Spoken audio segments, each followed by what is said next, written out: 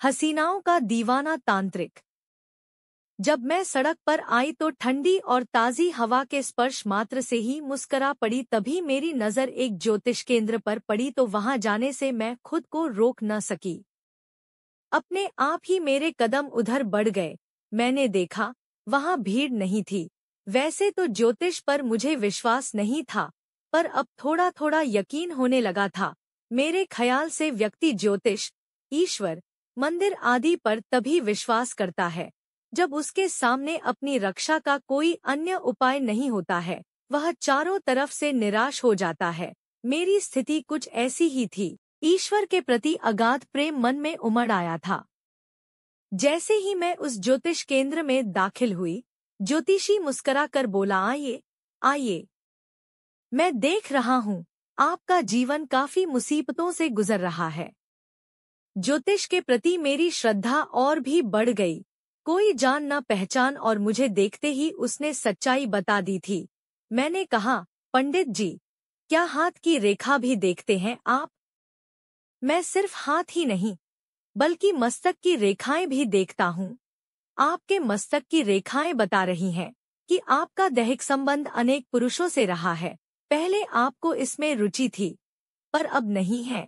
आप चरित्र की ठीक नहीं हैं, पर मन की बहुत अच्छी हैं। ज्योतिषी के यह कहते ही मैंने हाथ उसके आगे बढ़ा दिया। पंडित जी, आप तो मेरे बारे में बहुत कुछ जानते हैं। हस्तरेखाओं पर नजर डालते हुए ज्योतिष बोला, आपके हाथ से कई लोगों का खून हुआ है, लेकिन इसमें आपका कोई दोष नहीं रहा है। आपने जानबूझकर वे खून नहीं किए, बल्कि दूसरों की भलाई के लिए आपने कत्ल किए हैं। आप पर मुकदमा चल रहा है। पुलिस आपके पीछ पड़ी है। पुलिस आपको पकड़ने में जल्दी ही सफल होगी। आप किसी एक जगह टिक कर रहने वाली प्राणी नहीं हैं। ज्योतिष इतना कहकर मुझे एकटक घूरने लगा। फिर कहने लगा, आपका पूरा जीवन संघर्षों की भेंट चढ़ जाएगा। आपका अंत कैसे होगा यह मैं नहीं बता सकता, क्योंकि यह मेरे पेशे के खिलाफ है। ज्योतिषी चुप हो गया। मैं भी इससे अधिक कुछ जानना नहीं चाहती थी। जो भविष्य के गर्भ में था, उसको जान लेने के बाद तो जीवन सार्थकता ही समाप्त हो जाती है। कुछ तो रहस्य व्यक्ति के सामने होने ही चाहिए।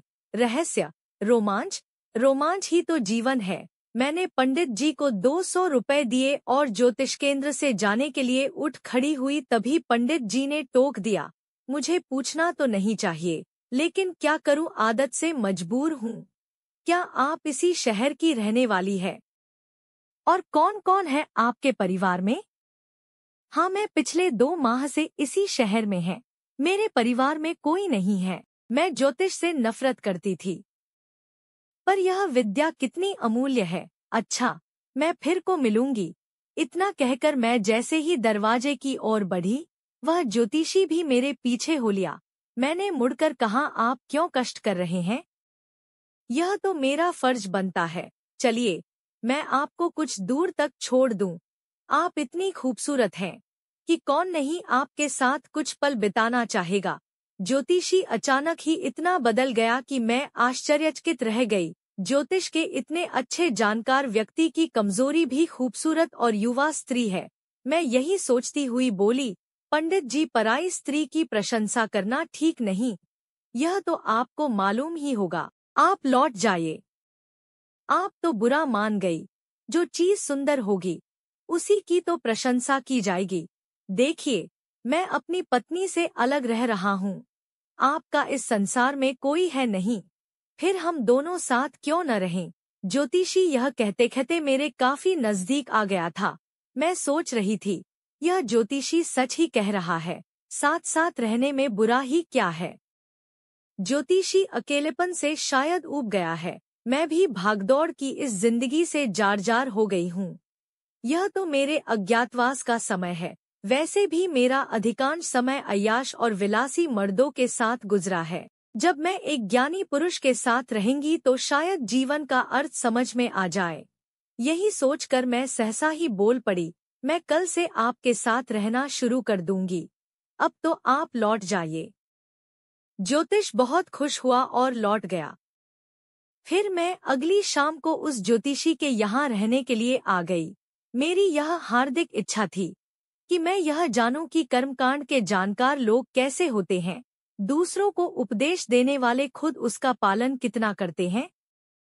ज्योतिषी ने कहा, आप बाथरूम में जाकर नहा धोकर पवित्र हो जाइए, फिर हम कुछ ध्यान योग की बातें करेंगे। मैं नहाने चली गई। कोई 15 मिनट जब बाथरूम से निकली तो देखा ज्योतिषी सिर्फ लंगोट पहने बैठा ध्यान मग्न है। मेरे पैरों की आहट से उसकी आंखें स्वतः ही खुल गई। वह मुस्कुराकर बोला, आप भी वस्त्र उतार ध्यान मग्न हो जाइए। यह सुनते ही मैं आश्चर्य से बोली, क्यों? वस्त्र उतारना क्या बहुत ही जरूरी है? ध्यान में तो ऐसे भी बैठा जा सकता है। नहीं देवी, वस्त्र ऊर्जा के प्रवाह को रोकते हैं, जिससे ध्यान से मन भटकता है। आप निर्वस्त्र हो जाइए। ज्योतिषी के शब्दों में खींच और कठोरता थी। मैं थोड़ी तल्ख आवाज में बोली, पंडित जी, मैं देख रही हूँ आपका ध्यान में मन भटक गया है। आप ध्यान में लीन नहीं हो पा रहे हैं। आप तो इस समय मेरे साथ मानसिक सहवास कर रहे हैं। मैं ज्योतिष नहीं जानती, पर किसी के मनोभाव को पढ़ना अच्छी तरह जानती हूँ। आप ज्योतिषी के अच्छे जानकार हैं, इसमें कोई शक नहीं, पर आपकी इंद्रियां भी आपके वश में हैं, इस पर मुझे शक है। किसी विद्या को जानना अलग बात है, और ध्यानयोग की मदद से स्वयं को साधन अलग बात है। बड़े बड़े ज्ञानी मुनि भी स्त्री को सामने बैठाकर अपने शरीर को नहीं साध सके, तो फिर आप मुझे अपने आगे निर्वस्त्र बैठाकर ध्यानयोग में लीन कैसे हो सकेंगे? मेरे यह कहते ही पंडित जी आसन से उठ खड़े हैं और मेरे पैरों पर गिर पड़े। मैं अपनी पत्नी से अलग होकर ध्यान योग में लीन होने का अभ्यास कई सालों से कर रहा हूँ, पर जाने क्यों मन नारी देह में ही जाकर घुल मिल जाता है। तुम यदि चाही तो मेरी सामना का मार्ग प्रशस्त कर सकती है। वह कैसे पंडित जी? यह कहकर मैं उसे घूरने लगी। मुझे तृप्त कर, मेरी इंद्रियों को यौनमुख का स्वाद चखाकर तुम मेरे भटकाव को रोक सकती हो, लेकिन मैं ही इसका माध्यम क्यों बनूं? आप शादीशुदा हैं, अपनी पत्नी को इसका माध्यम क्यों नहीं बनाते? वह कुरूप है और कुरूपता से मुझे नफरत है। मुझे तो तुम जैसी सेक्सी और खूबसूरत युवा स्त्री की तलाश है। पंडित जी यह कहकर मेरा मुंह देखने लगे। आप तो ज्ञानी हैं। सेक्स का देह से संबंध होता है, मन से लगाव होता है, सौंदर्य से उसका क्या लेना देना है? लेना देना आंखों से ही सुंदरता और कुरूपता का बोध होता है, फिर सेक्स का जन्म होता है। जब सुंदर चीजें पसंद करती हैं, तो पर अपनी पसंद मन को बताती हैं, और मन उनका इशारा पाते ही शरीर में उत्तेजना भरना शुरू कर देता है। तुम्हारा खूबसूरत बदन मेरी आंखों को भा गया है। मेरा मन पिघल रहा है और शरीर में उत्तेजना, एक अजीब सी गुदगुदी भर रही है। क्या मुझ में कोई कमी है जो तुम मुझसे यौन संबंध बनाने में सहम रही हो? पंडित जी के इतना कहते ही मेरी नजर अनायास ही सामने वाले कमरे की ओर चली गई। पंडित जी तिलमिलाते हुए उठे और उस कमरे का दरवाजा बंद कर दिया। मेरी खोजी निगाहें न जाने क्यों बार बार उधर ही जाना पसंद कर रही थी। पुरुषों के साथ रहते हुए कई साल हो गए थे। उनके अनेकों रंग मुझे देखने को मिले थे। पंडित जी भी तो पुरुष ही थे, उन पर मेरा शक करना स्वाभाविक था। मैंने अपनी कमर पर हाथ फेरा, पिस्तौल सही सलामत था। मैं बुदबुदाई, आखिर उस कमरे में ऐसा क्या है जो पंडित जी ने उठकर दरवाजा बंद कर दिया? यह पंडित जानकार तो है, पर इसके साथ ही खतरनाक भी लगता है। मुझे उस कमरे में जाकर देखना चाहिए कि वहाँ ऐसा क्या है जिसे यह पंडित मुझसे छिपाना चाहता है। और यही सोचती हुई मैं उस कमरे की ओर बढ़ गई। पंडित जी ने उठकर मेरी बाह पकड़ ली। उस कमरे में जाने की कोशिश न करो, वहाँ बैठकर मैं तंत्र विद्या की साधना करता हूँ। मैं उस कमरे में अवश्य जाऊंगी। आप मेरा हाथ छोड़ दीजिए। मैंने विरोध करते हुए कहा तो पंडित जी पसीना पोंछने लगे और गुस्सा करते हुए बोले, मैं ज्योतिषी के साथ साथ एक तांत्रिक भी हूँ। तुम्हें चाहूँ तो यदि तबाह कर सकता हूँ। आप मुझे तबाह करेंगे?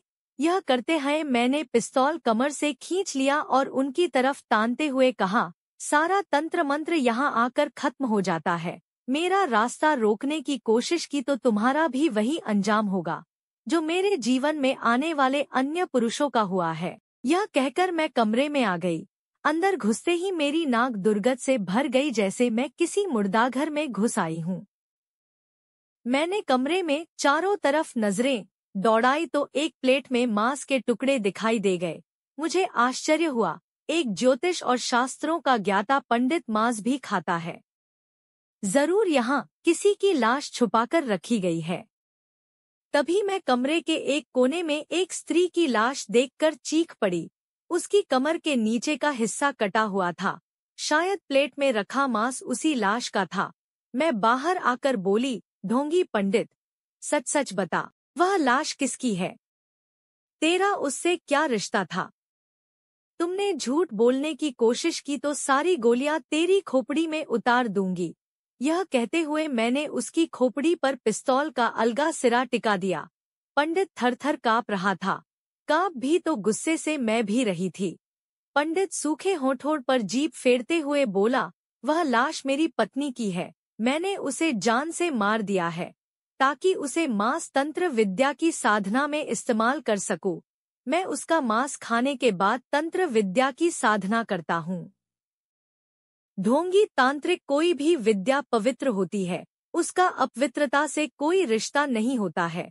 तुमने अपनी पत्नी को इसलिए मार दिया कि तू दुनिया का महान तांत्रिक बन जाएगा। तू तांत्रिक बनकर किसका कल्याण करना चाहता है?